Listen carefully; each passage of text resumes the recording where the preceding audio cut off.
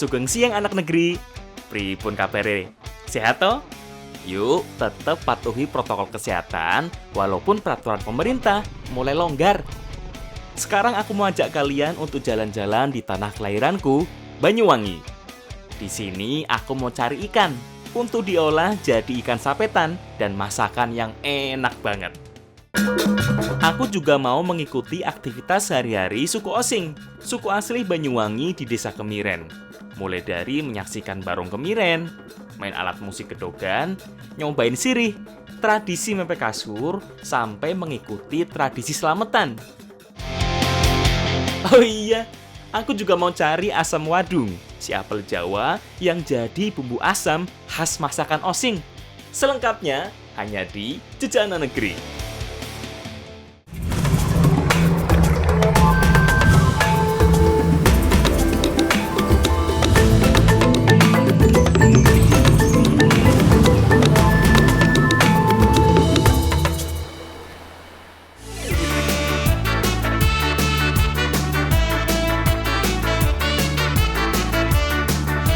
Sedulur, sekarang aku lagi ada di Pelabuhan Muncar, salah satu pelabuhan di Banyuwangi yang diperuntukkan untuk kapal-kapal nelayan.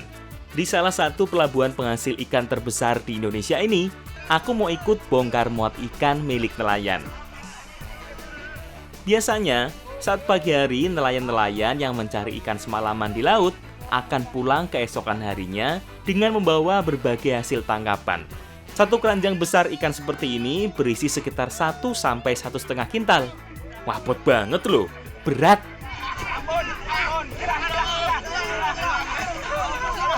Makanya, nggak sanggup aku kalau buat bantuin mikul.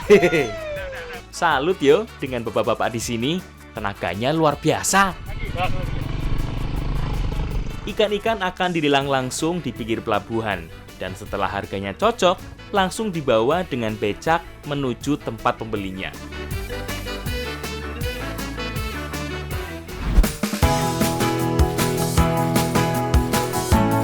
Salah satu ikan yang sering didapatkan oleh nelayan adalah ikan pari seperti ini. Nah, sekarang aku mau bikin salah satu olahan makanan yang bahan dasarnya adalah ikan pari. Namanya ikan sapetan. Nah, kali ini kita bikin ikan sapetan, salah satu jenis ikan asap yang kebanyakan bahan bakunya dari ikan pari. Kayak ini nih.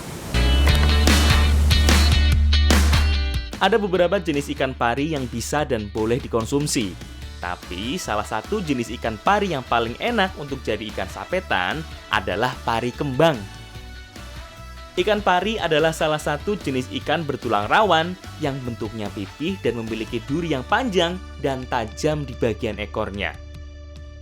Karena bentuk ikannya yang pipih, sebagian harus dibelah seperti ini yo, terutama di bagian dekat kepalanya. Oh iya, meskipun ada banyak jenis ikan pari yang tumbuh di Indonesia, tapi hati-hati yo, jangan sampai menangkap jenis ikan pari yang dilindungi, seperti ikan pari dari jenis manta dan mobula. Sip, kalau sudah diiris dan dipotong-potong, sekarang saatnya menyiapkan alat lainnya, yaitu pelepah daun pisang. Pelepah yang sudah dibersihkan dari daunnya dipotong menjadi ukuran kecil, sekitar 5 cm. Sekarang saatnya potongan ikan pari dijepit dengan bambu seperti ini. Nah, kenapa disebut dengan ikan sapetan? Karena ikannya nanti dibakar atau diasapkan dengan cara dijepit dengan bambu ini. Orang sini bilangnya dengan disapet. Beneran, Mas? Bener. Yuk, lanjutin. Lanjut. Yuk. Bambu dibuat menyerupai garpu tala. Bagian ujungnya terbelah dua dengan bagian ujung lainnya yang masih menyatu. Nah, fungsi dari pelepah pisang ini agar bagian ujung bambu yang terbelah dua tidak terbuka. Jadi penguncinya yo. Sekarang saatnya diasap. Teknik pengasapan dikenal sebagai salah satu teknik memasak yang memberikan aroma dan rasa yang khas pada makanan. Selain itu, teknik pengasapan juga berfungsi untuk mengawetkan makanan secara alami. Soalnya, partikel asap mengandung senyawa fenol dan asam organik yang berfungsi sebagai antibakteri dan antioksidan.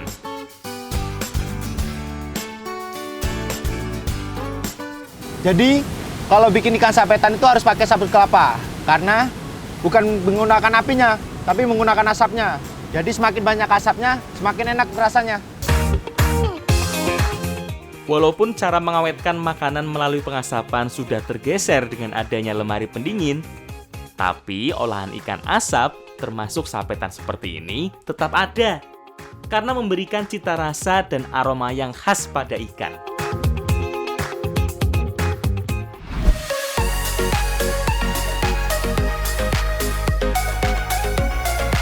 Aku ditemani Farel dan anak-anak dari Kecamatan Songgon, Banyuwangi.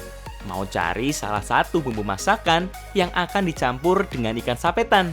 Namanya tomat ranti.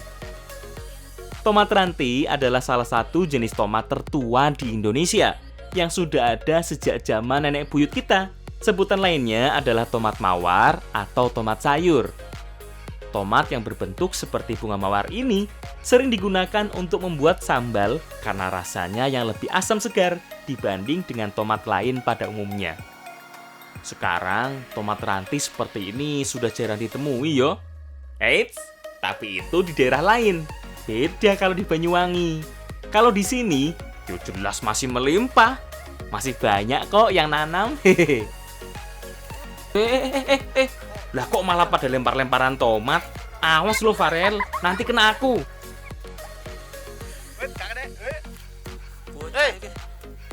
Piye to kok nganu iki? Kok digedulinan? Aja digedulinan terus piye iki leleran ngene iki? Deloken iki ngisor iki. Akeh. Wah. Ayo sing apian ayo dijukuki kabeh iki. Ayo dijukuki. Jen, Pak.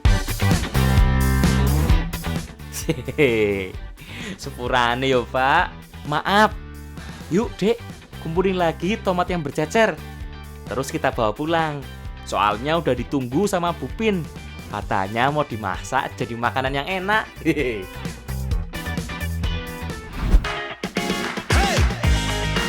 Nah, semua bahan sudah siap.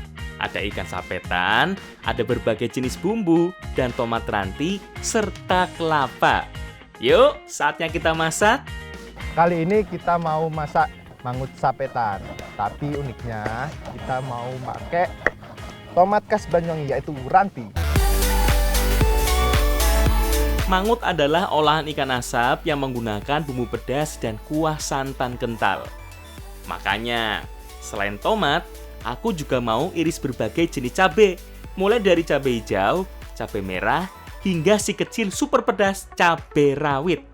Aku juga mau iris kunyit dan lengkuas. Katanya sih biar lebih mudah saat dibuat jadi bumbu halus. Nah, Bupin yo jelas ngurus bumbu halusnya. Bumbu-bumbu seperti bawang merah, bawang putih, dan beberapa jenis cabai dihaluskan dulu. Tuh, bener-bener pedes yo. Soalnya, selain diiris, cabainya juga ada yang diulek. Setelah itu, haluskan juga irisan kunyit dan lengkuasnya. Kalau santannya yang ngurus Mbak Rima. Semangat ya Mbak, marut kelapanya. Butuh santan yang banyak soalnya. Setelah selesai, langsung peras jadi santan ya Mbak. Si putih yang bisa bikin masakan jadi lebih gurih ini wajib ada untuk makanan-makanan Nusantara yang berkuah kental. Sip, semua bahan sudah siap. Saatnya kita masak.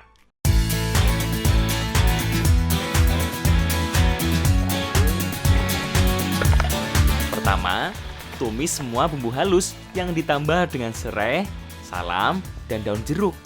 Oh iya, ada cabai rawit hijaunya juga. Setelah itu, masukkan juga irisan bawang merah, bawang putih, dan cabai. Tunggu sebentar yo, sampai harum dan benar-benar matang bumbunya, biar ndak langu. Salah satu yang nggak boleh terlewatkan yaitu adalah santannya. Karena ciri khas dari mangut ini adalah santan yang kental. Nah, kalau santan sudah masuk, jangan berhenti yo untuk diaduk. Biar santannya nggak pecah, jadi tetap kental dan lebih gurih. Setelah mendidih, masukkan irisan tomat ranti.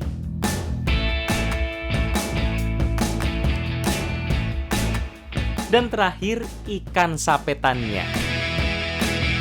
Oh iya, nggak sedikit orang yang mengira loh, kalau mangut adalah sebutan untuk salah satu jenis ikan. seperti iwak pe atau ikan pari ini. Padahal, mangut sebenarnya adalah nama olahannya yang sejajar dengan penggunaan nama gulai, sup, dan berbagai jenis olahan makanan lain.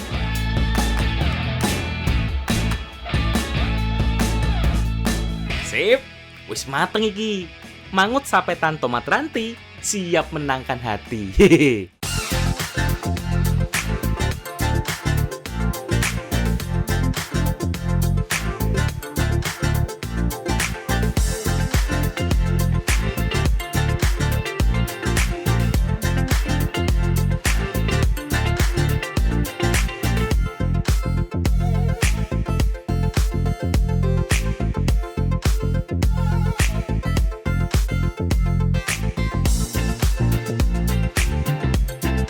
Sekarang udah jadi nih mangut sapetannya. Jadi rasanya ada khas dari ikan pari yang udah diasapin ini. Terus pedesnya, gurihnya, ditambah asam dari ranti ini. Jadi makin seger.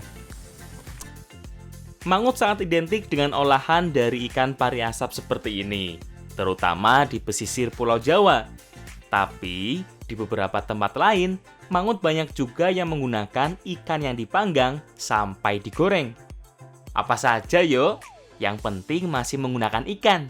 Semuanya enak dan punya ciri khas masing-masing. Karena alam memberikan banyak manfaat.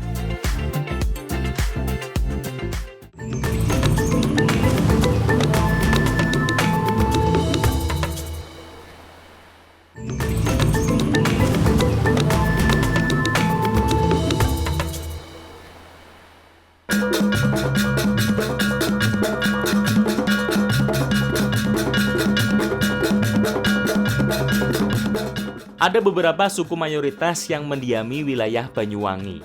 Ada Jawa, masyarakat Osing, dan Madura. Tapi kalau berbicara mengenai penduduk asli Tanah Belambangan, yuk masyarakat Osing. Salah satu kesenian yang berkembang di kalangan masyarakat Osing adalah tari gandrung, tumpeng sarekat, dan barong kemiren seperti ini.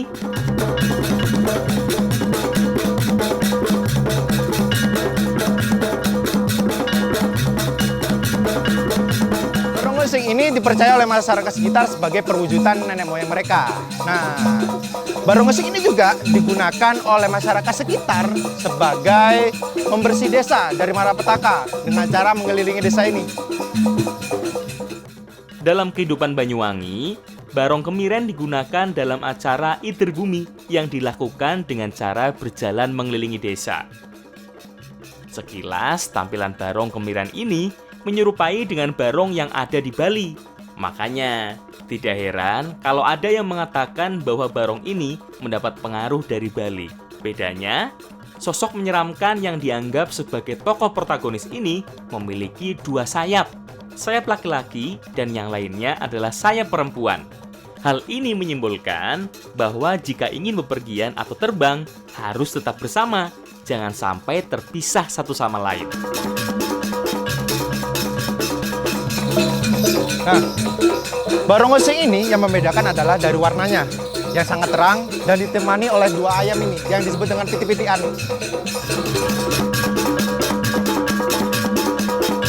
Barong kemiren sangat berkaitan erat dengan Buyut Cili, sosok yang dianggap sebagai sesepuh penduduk setempat yang menjadi cikal bakal desa. Makanya, di depan barong ada dua penari dengan kostum ayam, salah satu hewan yang identik dengan Buyut Cili.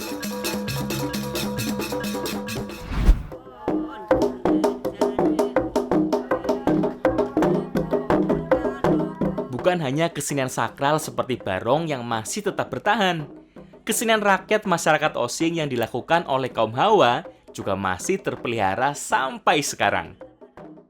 Adalah gedogan, alat musik tradisional yang tercipta dari kebiasaan sehari-hari.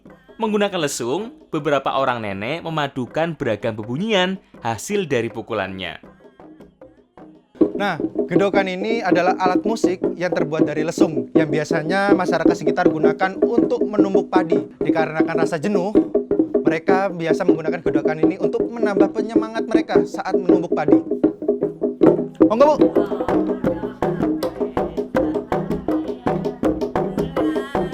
Lagu yang dinyanyikan berisi aktivitas keseharian masyarakat Osing, seperti pergi ke ladang, memasak, atau bahkan bersantai sambil memainkan alat musik gedogan ini.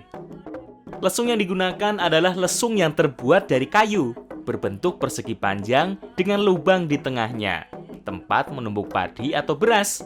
Beberapa bagian lesung yang dipukul menimbulkan suara yang berbeda-beda.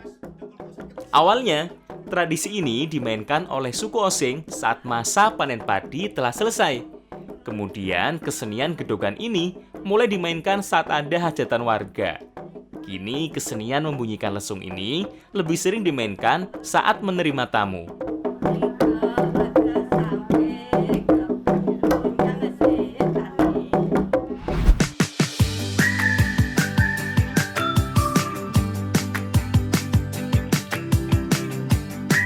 Masih berhubungan dengan ibu-ibu, masyarakat Osing, terutama yang sudah berusia matang, masih mempertahankan tradisi nyirih.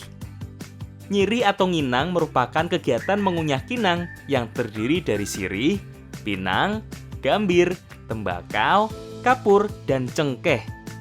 Tradisi nginang dilakukan sudah sejak zaman dulu. Nginang awalnya dilakukan agar aroma mulut jadi lebih sedap. Selain itu juga bagus untuk perawatan gigi. Orang tua yang rajin nginang, giginya rata-rata bertahan lebih lama. Ini adalah tradisi nginang atau yang biasa disebut dengan menyirih. Pada zaman dahulu karena tidak ada lipstik atau pemerah bibir, biasanya orang-orang zaman dulu menginang untuk memerahkan bibirnya. Niki pun, Bu. Coba. Alah, gitu tangan yang paparan. Enggak tangannya, biang monggo ngangkut itu sing ngabang tangan. Baik. Pai banget. Baik.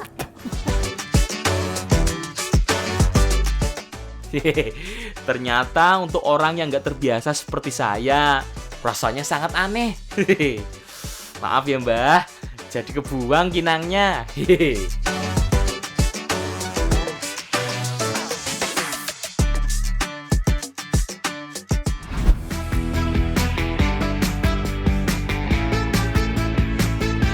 Tradisi unik lain yang masih terpelihara adalah tradisi mepe kasur atau menjemur kasur.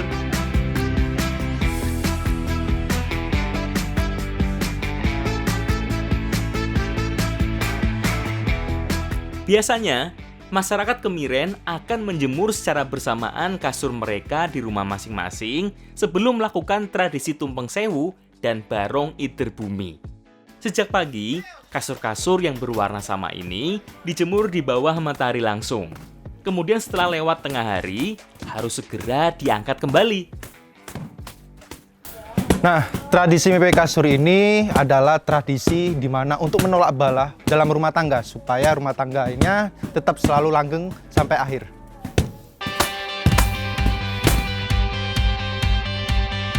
Selain itu, menjemur kasur seperti ini juga dengan tujuan membersihkan diri dari segala macam penyakit.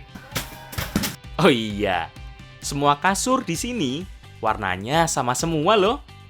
Dominan warna hitam dengan garis warna merah di sampingnya.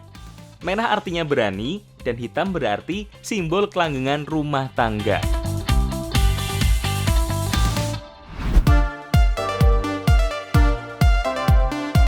Salah satu makanan yang paling khas dari masyarakat Osing di Banyuwangi adalah pecel pete.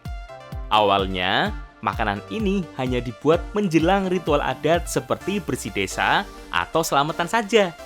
Cara membuatnya pun ada beberapa persyaratan yang harus dilaksanakan.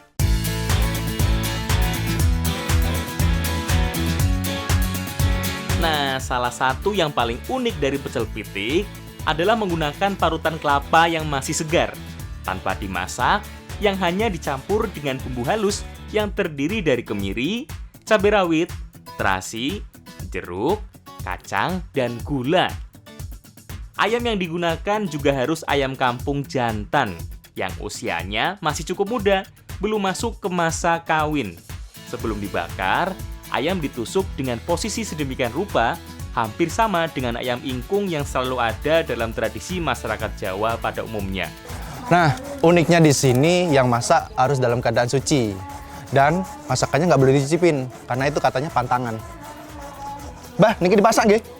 Iya weh. Oke.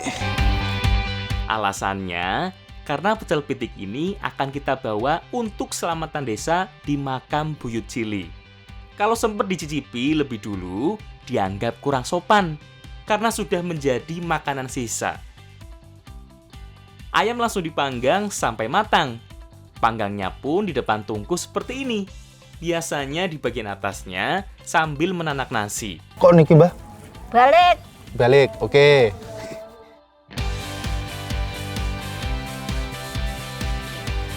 Mbah, pun mateng. Weh mono biyen dikubiyen weh. Oh, nggih, nggih. Diki pundi niki?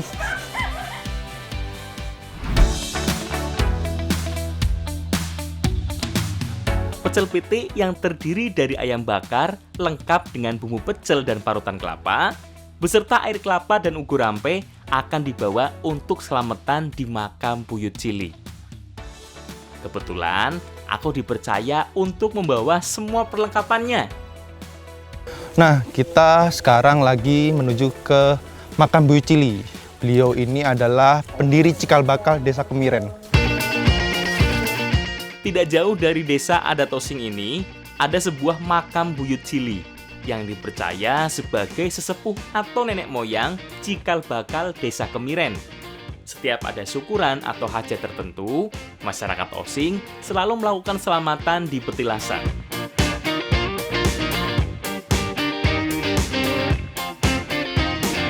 Tidak semua bagian dari ayam dibawa masuk untuk diberikan. Hanya bagian kaki, sayap, dan kepala yang dibawa sambil didoakan. Oh iya, yang bisa masuk ke area makam tidak bisa sembarangan orang. Biasanya adalah laki-laki atau imam yang memimpin selamatan. Biasanya masyarakat datang ke sini atau ke makam Buyut Cili ini dikarenakan hajat-hajat tertentu dan dilakukannya setiap malam Senin dan malam Jumat. Walaupun gak janjian, biasanya di lokasi petilasan selalu ramai, terutama setiap Kamis dan Minggu sore. Berbagai keluarga dengan berbagai kepentingan selamatan datang ke sini. Mereka bergiliran untuk masuk ke dalam. Selesai berdoa, saatnya menyantap pecel pitik bersama. Oh iya, ada satu lagi yang jadi syarat wajib saat menyantap pecel pitik. Ayamnya tidak boleh dipotong dengan alat apapun, termasuk dengan pisau. Jadi harus dengan tangan seperti ini. Untung ayam yang digunakan adalah ayam yang masih muda, jadi nggak terlalu sulit yo untuk motong-motongnya. Setelah itu langsung dicampur dengan bumbu pecel, parutan kelapa segar, dan air kelapanya.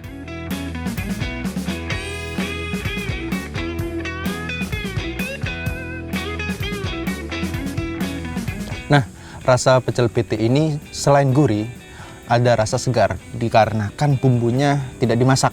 Dan ada rasa manisnya dikarenakan juga dicampur sama air kelapa tadi.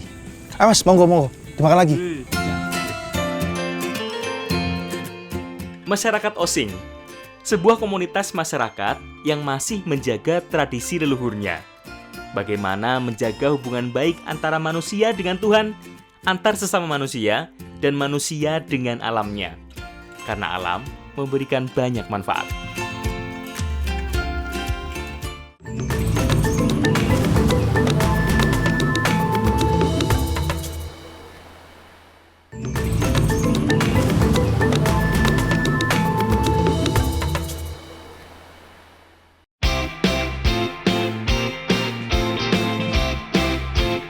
Balik lagi ke Kecamatan Songgon, Kabupaten Banyuwangi.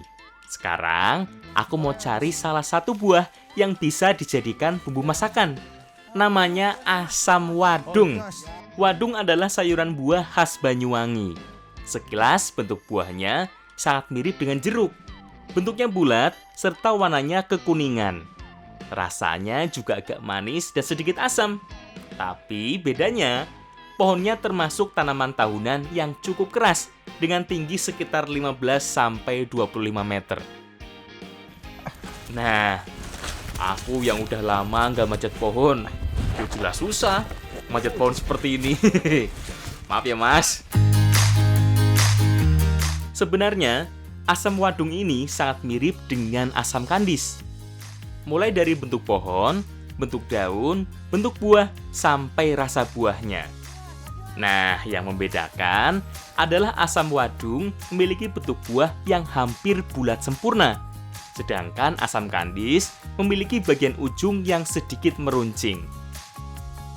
Sip, wis cukup ki. Go bali yo mas, tak mudun sik.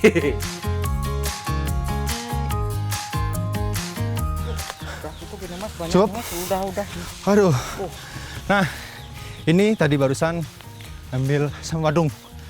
Susah sih, karena nggak ada rantingnya. Jadi harus ada pengorbanan. Nah, mas, cabut. Oh iya, yuk.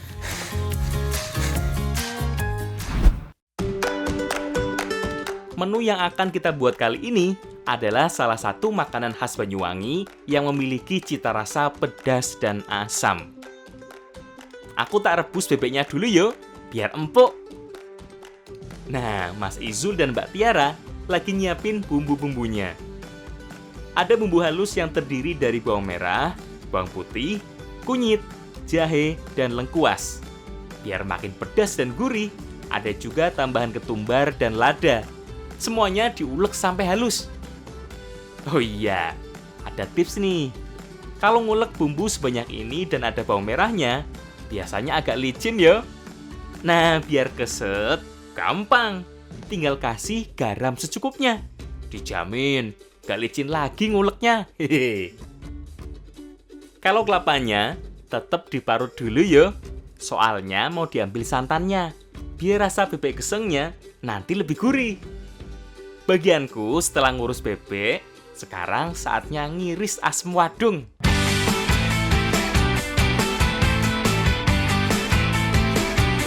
Nah, asam wadung ini biasa digunakan oleh masyarakat sekitar sebagai bumbu masakan dikarenakan rasanya asam dan sedikit manis. Bener kan, Mbak?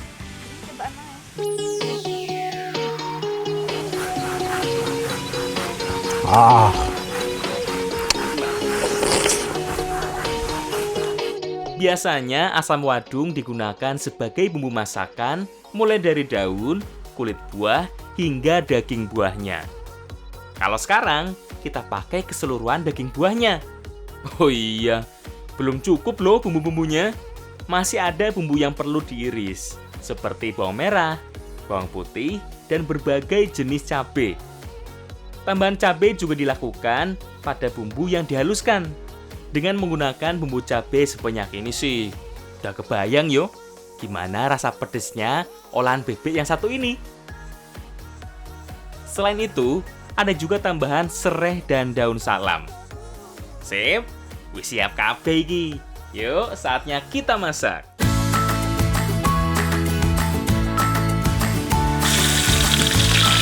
Pertama tumis dulu semua bumbu, mulai dari bumbu iris, kemudian campuran bumbu yang sudah dihaluskan juga. Tunggu sebentar sampai aroma wanginya keluar. Sekarang aku masukkan potongan daging bebek yang sudah direbus tadi. Aduk-aduk sampai merata. Kali ini kita akan masak bebek geseng. Nah, bebek geseng ini rasanya adalah pedas dan asam. Masukkan juga potongan asam wadungnya. Selain membuat masakan bebek yang satu ini jadi lebih segar, juga membuat keset dan aroma amisnya hilang. Kemudian masukkan santan. Dan terakhir, tambahan cabai rawit utuh, biar pedesnya makin mantap. Bayang toh, rasa pedes dan segernya gimana? Duh, ngiler aku. Sip, wis mateng iki. Yuk, kita santap.